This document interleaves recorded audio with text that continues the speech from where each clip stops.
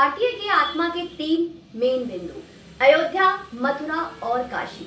अयोध्या वो पुण्य भूमि जहाँ त्रेता में भगवान श्री राम अवतरित हुए, मथुरा वो जहाँ भुवन मोहन कन्हैया जगत उद्धार को आए, और काशी तो शिव जी की नगरी ही है।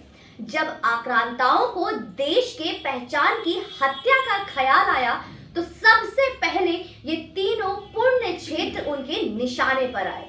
वो जानते थे कि इस देश के लाखों किलो सोना लूट लो या इस भूमि का राजा ही स्वयं बन जाओ, लेकिन जब तक इन तीनों क्षेत्रों का पहचान को नष्ट नहीं करोगे तब तक अपने विस्तार की कल्पना नहीं हो सकती। वो जानते थे कि यही वो दिव्य शक्ति पुंज है जो भारत को दिशा दिखाती है।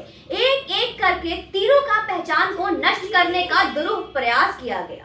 अयोध्या में राम जन्मस्थान पर बाबरी मस्जिद बन गई, मथुरा में शाही ईदगाह बन गया और काशी में महादेव को छुपाकर ज्ञानवापी मस्जिद बना दी गई। अयोध्या की मुक्ति में 550 साल से अधिक समय लगा।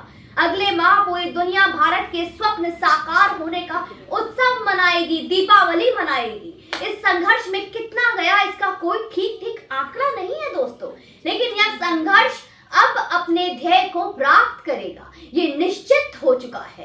काशी के सांस्कृतिक पुनर्स्थापना की तैयारी अंतिम चरण में है। ज्ञानवापी का सर्वे हो चुका है।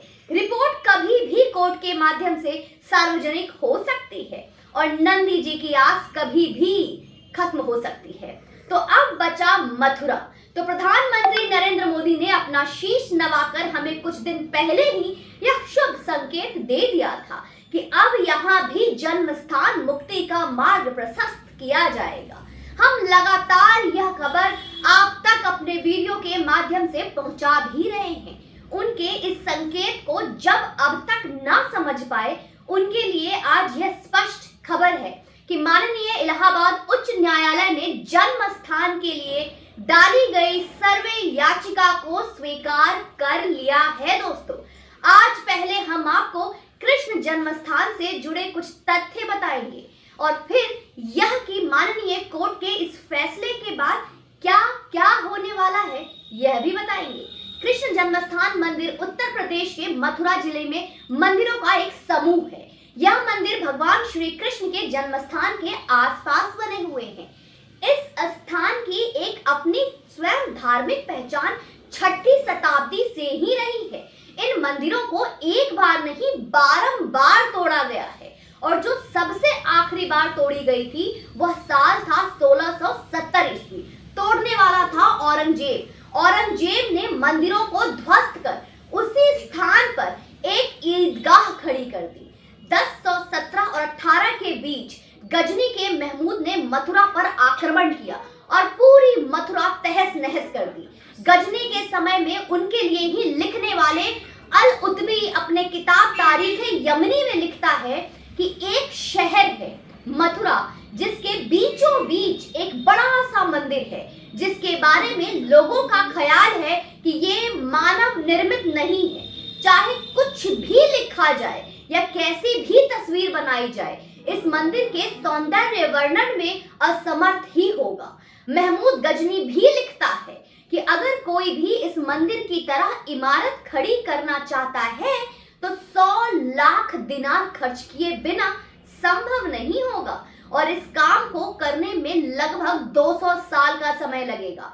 100 लाख दिनार और 200 साल में भी यह तब बनेगा जब सबसे योग्य कारीगर इसे करेंगे। कल्पना करिए कि तोड़ने वाला हमारे मंदिर की भव्यता का क्या वर्णन कर रहा है।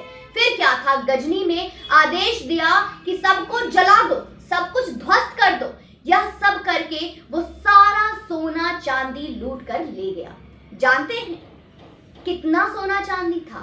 300 ऊंट लगे थे दोस्तों उसे ले जाने में। आज जो भी मैं बता रही हूँ आपको वो सब मैं उन्हीं दस्तावेजों से बता रही हूँ जो तोड़ने वालों में लिखे थे। वो इसमें बढ़ा चढ़ाकर बोले जाने की कोई संभावनाएं नहीं रहेंगी। मुगल शासन में जहांगीर के समय एक लेखक हुए जिनका नाम था अब्दुल्ला। एक दस्तावेज संग्रह तारीख-ए-दाऊदी में वो लिखता है कि मथुरा का विध्वंस और मंदिरों को तोड़ा जाना दिल्ली के सुल्तान सिकंदर लोधी द्वारा 16वीं सदी में हुआ। लोदी ने हिंदुओं को नदी में नहाने एवं मुंडन कराने तक की रोक लगा दी थी। जहांगीर के शासन काल में सन 1618 में राजा वीर सिंह ने बुंदेला में फिर से मंदिर को बनाया और तब उसका खर्च आया था 30 लाख रुपए। आप समझ सकते हैं कि आज से 500 साल पहले का 30 लाख आज कितना होगा। 1650 में एक फ्रेंच धुमंतु ट्रेनवियर मथुरा आया था। उसने अपने संस्मरण में एक अष्टभुजी मंदिर के बारे में लिखा है जो लाला बालुई पत्थर से बनी थी। इटली का घुमंतु हुआ निकोलो मनुची, वो मुगल दरबार में भी काम करता था, उसने भी मंदिर का वर्णन किया है अपने संस्मरण में। मुगल राजा दारा शिकोह एक रेलिंग बनवाई थी मंदिर के चारों तरफ, जिसे मथुरा के गवर्नर अब्दुल नबी खान ने मुगल शासक औरंगजेब के आदेश पर हटवा दिया और मंदिर के अहाते में ही जामा मस्जिद बनवा दी। मथुरा में जब 1669 को जाट आंदोलन हुआ तो यही गवर्नर अब्दुल नबी खान मारा गया। यही वो समय था दोस्तों जब औरंगजेब ने केशव देव मंदिर पर फिर आक्रमण किया, इसे तोड़ा, तहस नहस किया और इस पर 1 साल लगाकर शाही ईदगाह बना दी। मथुरा 1804 में ब्रिटिश शासन के अंदर आया। ईस्ट इंडिया कंपनी ने कटरा की जमीन की बोली लगवाई और ये बोली जीती बनारस के एक बहुत बड़े बैंकर राजा पाटनीमल ने। राजा पाटनीमल पुनः मंदिर का निर्माण करवाना चाहते थे, बनवाना चाहते थे, लेकिन किन्हीं कारणों से करवा ना पाए। कटरा की ये जमीन उनके वंशजों को मिल गई। उनके वंशज राज कृष्ण दास जी 13.37 एकड़ की उस जमीन के लिए चुनौती दी गई, जिसमें ईदगाह और गर्भगृह था। यह चुनौती 2 सिविल शूट के द्वारा मथुरा के मुसलमानों ने की। इलाहाबाद हाईकोर्ट ने 1935 में फैसला राज कृष्ण दास के पक्ष में किया। 1930 के शुरुआती महीनों में महामना पंडित मदन मोहन मालवीय जी का मथुरा के कृष्ण जन्म स्थान में आगमन हुआ और कहते हैं कि वहां के दारुण दृश्य देख उनके सजल नयन बहने लगे। महामना ने निश्चय कर लिया कि अब वो राज कृष्ण दास से सब जमीन खरीद लेंगे और ऐसा उन्होंने किया भी। 7 फरवरी 1944 को 13,000 रुपए उद्योगपति जुगल किशोर बिरला से लेकर यह जमीन उन्होंने राज कृष्ण दास से खरीद भी ली और कृष्ण जन्म स्थान में मंदिर निर्माण कर इसके पुराने गौरवशाली पहचान को लौटाने का संकल्प भी लिया। उन्होंने एक ट्रस्ट बनाया, श्री कृष्ण जन्मभूमि ट्रस्ट, जो उनके अवसान के बाद 21 फरवरी 1991 को श्री कृष्ण जन्मस्थान सेवा संस्थान के नाम से पंजीकृत किया गया। संस्थान ने जमीन पर अपना अधिकार किया और उस पर मंदिर बनाने की जिम्मेदारी दूसरे उद्योगपति जय दलाल डालमिया को दी।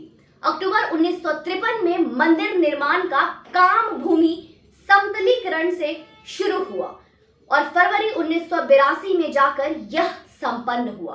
अब आप सोच रहे होंगे कि जब 1982 में मंदिर निर्माण हो गया तो ये विवाद कहाँ है? विवाद था उसी 13.27 एकड़ जमीन पर बने शाही ईदगाह पर। हिंदू पक्ष का दावा है कि जिस जगह पर ईदगाह बना है वो इरादतन वहीं बनाया गया जहां मामा कंस की काल कोठरी थी, यानी कि वहीं जहां श्री कृष्ण का जन्म हुआ। अब जब जमीन पूरी खरीद ली गई तो न्यायपूर्ण यही होता है कि ईदगाह को हटा दी जाए, लेकिन ऐसा नहीं हुआ और यही विवाद बनकर 1967 में न्यायालय पहुंचा। लेकिन महज 1 साल के भीतर ऐसी क्या परिस्थिति हो गई कि हिंदू पक्ष की ओर से श्री कृष्ण जन्मस्थान सेवा संस्थान और शाही ईदगाह मस्जिद कमेटी एक अग्रीमेंट कर लेती है। 1968 में अग्रीमेंट में 13.27 में 11 एकड़ जमीन मंदिर के नाम और 2.27 एकड़ ईदगाह के नाम कर दी जाती है। अब इस अग्रीमेंट का कोई तुक समझ में नहीं आता है। साधारण भाषा में अगर समझिए कि आप एक खरीदते हैं तो क्या किसी दूसरे आदमी जिसने उस पर कभी कब्जा कर रखा हो, आप उसके साथ ये अग्रीमेंट कर सकते हैं कि घर मेरा, घर का अहाता मेरा, ड्राइंग रूम मेरा, वॉशरूम मेरा, छत मेरी। लेकिन अब इस घर के बीच ऐसा हो सकता है?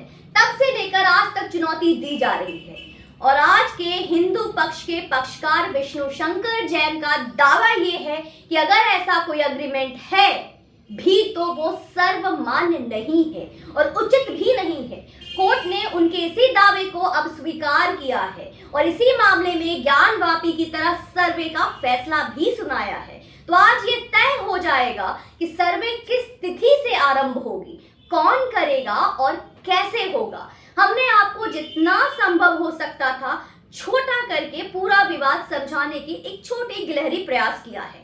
आज जैसे ही यह माननीय जजमेंट के साथ आती है, हम आपको आगे का भी अब अपडेट देते रहेंगे। यह हमारे चैनल का सौभाग्य होगा कि हमने अयोध्यापति श्री रामचंद्र के मंदिर निर्माण के फैसले को कवर किया, एक एक वीडियो अपडेट किया, ज्ञानवापी सर्वे को कवर किया और अब हमारा सौभाग्य है कि हम श्री कृष्ण जन्मभूमि के सर्वे की समाचार को भी कवर कर रहे हैं।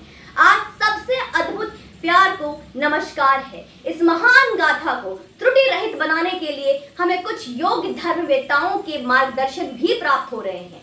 इस संयोजन के लिए काशी विद्वत परिषद के संगठन मंत्री श्री गोविंद शर्मा जी का बहुत बहुत आभार कि उन्होंने इस कंटेंट को पूरा करने में और इस कंटेंट के बारे में, इस इतिहास को बताने में हमारी बहुत मदद की है और उनकी सहायता के बिना यह कंटेंट अधूरा था, यह जानकारी अधूरी होती। तो ये इतने विस्तार से ये कंटेंट इसलिए मैं आपको बता पा रही हूँ क्योंकि खुद उन्होंने हमारी सहायता की है। तो मैं आशा करती हूँ कि आप इस वीडियो को शेयर करेंगे और इस श्री कृष्ण जन्मभूमि के इस अद्भुत गाथा में और अब जो सर्वे स्टार्ट हुआ है उसमें आप मेरे साथ कदम से कदम मिलाएंगे। जय हिंद, वंदे मातरम।